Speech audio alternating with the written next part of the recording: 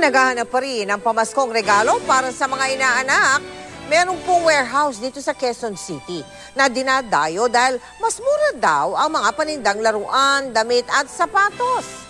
Nakatutok doon live si Susan Enriquez. San? Mel, alam mo, halos 2 linggo na lamang at Pasko na, no? Kaya naman napakarami na yung abala sa pamimili ng kanilang mga paregalo, lalong-lalo na para sa mga bata. Panoorin po ninyo ang aking report. Maaga pa lang makapal na ang tao sa toy warehouse na ito sa Scout Limbaga, Quezon City. Paano ba naman? Bukod sa branded ang mga itinitindang damit, sapatos at laruan, umaabot pa ng hanggang 80% ang diskwento. Ang iba, buy one take one pa. Ang mga branded na sapatos pambata, nasa 100 hanggang 300 piso ang presyo.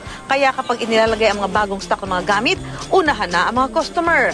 Ang ibang mamimili galing pa sa labas ng Metro Manila, pero dumayo pa sa warehouse na ito. Ang mga laruan gaya ng Build and Fan Firecraft na dating 2,000 pesos, ngayon 1,150 na lang. 1,900 na lang ang Big Action Dig and Ride na dating 3,800.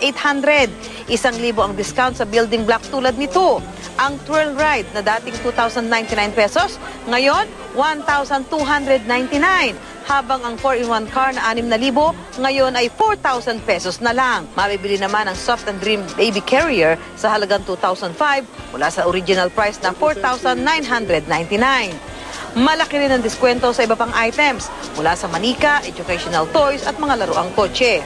Kaya naman kahit mahaba ang pila sa bayaran, nakangiti pa rin ang mga mamimili.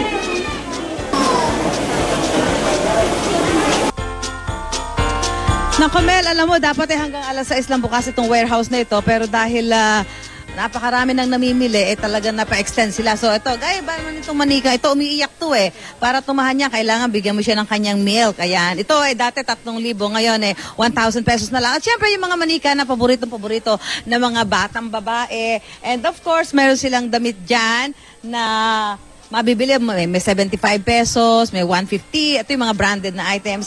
At yung mga bisikleta ng mga pambatang lalaki, babae, at syempre yung mga sapatos nga. Ito pong warehouse na ito ay bukas 1:00 hanggang alas 6 ng hapon, Mondays to Fridays, at pag Sabado naman ay alas 9 ng umaga hanggang alas 6 ng gabi. Bukas lamang po sila hanggang sa December 22 para po doon sa mga nais makapamili ng mga mura at branded na pangregalo. Mel? Maraming salamat sa iyo, Susan Enriquez.